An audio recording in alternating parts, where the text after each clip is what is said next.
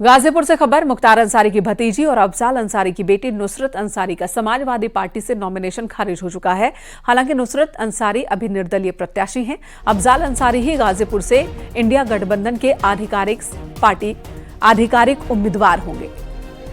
दरअसल समाजवादी पार्टी ने अफजाल अंसारी और उनकी बेटी नुसरत अंसारी दोनों को ही फॉर्म ए भी जारी किया था। दोनों ने ही समाजवादी पार्टी के उम्मीदवार के तौर पर नॉमिनेशन फाइल किया था। नुसरत ने डमी कैंडिडेट के रूप में नॉमिनेशन फाइल किया था। नुसरत समाजवादी पार्टी की सब्स्टिट्यूट प्रत्याशी थी, लेकिन अब उनका पर्चा खारिज हो गया है। लेकिन निर्दलीय प्रत्याशी के तौर पर अभी भी उनका नॉमिनेशन है। देखिए, जो सब्स्टिट्यूट कैंडिडेट की व्यवस्था है, उस केस में जो मुख्य कैंडिडेट होते हैं, यदि उनका पर्चा स्वीकृत हो जाता है तो सब्स्टिट्यूट कैंडिडेट का स्वतः ही निरस्त हो जाता है। तो इस स्थिति में भी चूंकि समाजवादी पार्टी के मुख्य कैंडिडेट जो थे अफजाल अंसारी, उनका पर्चा स्वीकृत हुआ, तो जो सब्स्टिट्यूट कैंडिडेट हैं उनका पर्चा स्वतः ही रिजेक्ट माना जाता है। और ये हमने उनको अवगत करा दिया और उनको उनके साइन भी करा दिए नुसरत अंसारी जी के। और इस प्रकार से जो समाजवादी पार्टी के वैलिडली नॉमिनेटेड कैंडिडेट हैं वो अफजाल अंसारी हैं। डिप्टी सीएम ब्रजेश पाठक ने श्रावस्ती लोकसभा से गैसोड़ी विधानसभा में जनसभा को संबोधित किया और इस दौरान उन्होंने कांग्रेस और सपा दोनों पर ही निशाना साधा। क्या कहा उन्होंने, सुनाते हैं आपको। पार्टी ने जो कुकर्म प्रदेश के साथ किया है, प्रदेश के ऊर्जा को पीछे ढकेला है। नौजवानों के साथ मेघा के साथ खिलवाड़ होता था, नौजवानों के साथ खिलवाड़ होता था। वो प्रतियोगी परीक्षाओं में इम्तिहान देने के लिए जाते थे तो उनका नाम नहीं आता था, पैसे लेकर के तैनाती होती थी। समाजवादी पार्टी के शासनकाल में, भारतीय जनता पार्टी के शासनकाल में मिशन रोजगार के तहत निष्पक्ष पारदर्शिता के साथ 6.5 लाख से अधिक नौजवानों को नौकरी देने का काम उत्तर प्रदेश की सरकार ने किया। बलरामपुर के पचपेड़वा में सपा सुप्रीमो अखिलेश यादव ने चुनावी जनसभा को संबोधित किया और इस मौके पर उन्होंने कहा कि उत्तर प्रदेश में इंडी गठबंधन 79 सीट जीतने वाला है। सिर्फ एक सीट बनारस, जहां पर वो लड़ाई बता रहे हैं। साथ ही अखिलेश यादव ने कहा कि ये चुनाव संविधान बचाने के चुनाव। 79 सीटें इंडिया गठबंधन जीत रहा है, बीजेपी हार रही है। केवल एक क्यूटो में लड़ाई है, बस एक क्यूटो में लड़ाई है, बाकी 79 सीटें बीजेपी हार रही है। ये संविधान बचाने की लड़ाई है। जिस तरीके से कभी समुद्र मंथन हुआ था, उसी तरीके से संविधान मंथन होने जा रहा है। एक तरफ वो लोग हैं जो संविधान को बदलना चाहते हैं, दूसरी तरफ इंडिया गठबंधन समाजवादी पार्टी के लोग हैं जो संविधान की रक्षा और बचाना चाहते हैं। रायबरेली में कांग्रेस अध्यक्ष मल्लिकार्जुन खड़गे ने प्रचार किया।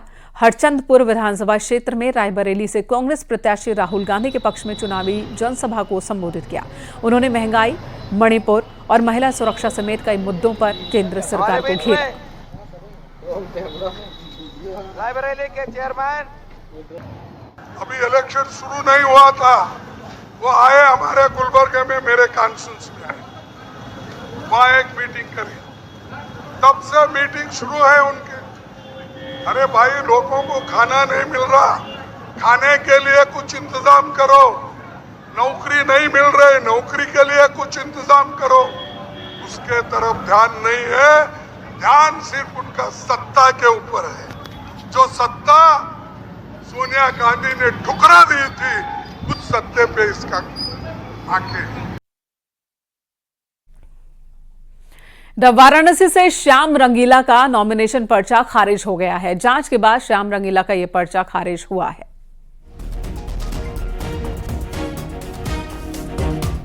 लोकतंत्र के अंदर बहुत सारी चीजें हमें गलत लग रही थी। सूरत में जो हुआ वो गलत लगा, इंदौर में हुआ वो गलत लगा, चंडीगढ़ में हुआ वो गलत लगा। तो हमने एक संदेश देने के लिए वाराणसी से लड़ने का फैसला किया था।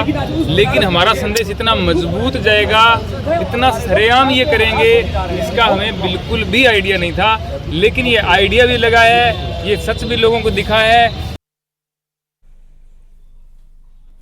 तो श्याम रंगीला प्रशासन पर आरोप लगा रहे हैं, लेकिन दरअसल उन्होंने शपथ पत्र दाखिल नहीं किया था, जिसकी वजह से उनका पर्चा खारिज हुआ है। किन्नर अखाड़े की महामंडलेश्वर और देश की पहली किन्नर कथावाचक हिमांगी सखी ने भारतीय जनता पार्टी की सदस्यता ली। वाराणसी में बीजेपी ऑफिस में उन्हें पूरे सम्मान के साथ हिमांगी सखी को बीजेपी की सदस्यता दिलाई गई। हिमांगी सखी ने पहले वाराणसी से लोकसभा चुनाव लड़ने का ऐलान किया था, लेकिन नॉमिनेशन से पहले उन्होंने पीएम मोदी के समर्थन का ऐलान कर दिया। क्योंकि बीजेपी सरकार और आदरणीय प्रधानमंत्री नरेंद्र मोदी जी ने हमारी बातों का मान्य किया, सम्मान दिया है और उन्होंने स्वयं कहा है, जिसको किसी ने नहीं पूछा, जिस वर्ग को किसी ने नहीं पूछा, उस वर्ग को, उस ट्रांसजेंडर समाज को, उस किन्नर समाज को के लिए अभी आगे हम कार्य करेंगे और उन्हें ई श्रम में जोड़ने की कोशिश करेंगे। ये आप और हम सब जानते हैं इस बात। इलाहाबाद सीट पर इस बार मुकाबला दिलचस्प होने की उम्मीद है। एक तरफ कांग्रेस से उज्जवल रमण तो दूसरी तरफ बीजेपी के नीरज त्रिपाठी। और ऐसे में इलाहाबाद का सियासी समीकरण कैसा है, देखिए नीरज त्रिपाठी से ये खास बातचीत।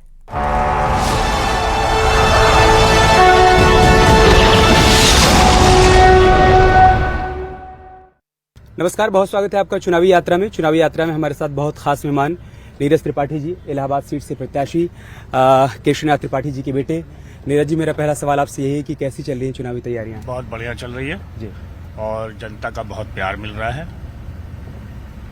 तैयारी बहुत अच्छी चल रही है। जैसे पिताजी को मिला करता था वैसा ही प्यार? जी बिल्कुल जी। और मुझको लग रहा है कि क्योंकि पिताजी ने काफी काम किए और उन्होंने अपने पूरे राजनीतिक जीवन में एक ही चीज कमाई, वो थी इज्जत जी, और उसका मुझे भरपूर फायदा मिल रहा है। पिताजी के रहते हुए आप ने सियासी डगर नहीं पकड़ी, विधायिका से न्यायपालिका से विधायिका, ये मन में ख्याल कब आया कि चलिए अब न्यायपालिका से विधायिका की तरफ चलते हैं? देखिए, मैं राजनीति में था, ये नहीं है कि मैं बिल्कुल नहीं था, जीरो था। ओके। मैं राजनीति में था, लेकिन जब पिछले 7 वर्षों से मैं उत्तर प्रदेश शासन में अपर महाधिवक्ता हुआ जी, तो उस पद की एक गरिमा है और उसके चलते मैं बिल्कुल सक्रिय राजनीति में नहीं था। ये है क्योंकि मैं रह भी नहीं सकता था, उस पद की अपनी एक रिस्पॉन्सिबिलिटी है, उसकी गरिमा है।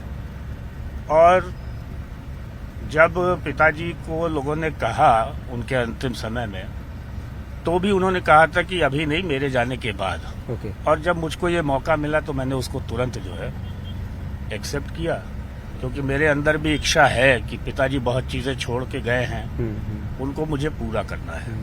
तो मेरे अंदर भी इच्छा है और इसीलिए मैंने इसको एक्सेप्ट भी किया कि मैं क्षेत्र में आऊं। मैंने भी उज्जवल रमण सिंह जी से भी बातचीत की। उनका ये कहना था कि देखिए इनके जो भी सांसद रहते हैं वो 5 साल तक कामकाज करते नहीं, इस वजह से बार बार ये चेहरा ही बदल देते हैं। 2014 में चेहरा लेकर आए, फिर 2019 में वो रीता बहुगुणा जोशी जी को लेकर आए और इस बार उन्होंने नीरज त्रिपाठी जी को मैदान में उतार दिया। देखिए, ये कहना गलत है। मैं उस क्षेत्र में बहुत घूम रहा हूँ और मैं देख रहा हूँ कि बहुत बहुत अच्छा काम हुआ है और सरकार की भी जो योजनाएं हैं वो वहाँ पर बहुत अच्छे से उनका कार्य हो रहा है और काफी बड़े स्तर पे कार्य चल भी रहा है। तो ये कहना कि सांसद हमारे काम नहीं करते थे, ये बहुत गलत है। ये बिल्कुल ही कपोर कल्पना है। रीता जी नाराज तो नहीं है? नहीं, नहीं, वो रोज मेरे साथ हैं। अगर वो मेरे साथ नहीं है तो वो अपना प्रोग्राम लगा करके वो जा रही हैं। मुझको कहीं ना कहीं किसी न किसी स्थान पर हम दोनों मिल ही जाते हैं। और मेरा तो ये सौभाग्य है कि जितने भी लोग हैं, चाहे वो आदरणीय रीता जी हों, चाहे वो माननीय विधायक हों, बाकी वो सारे के सारे मेरे साथ हैं।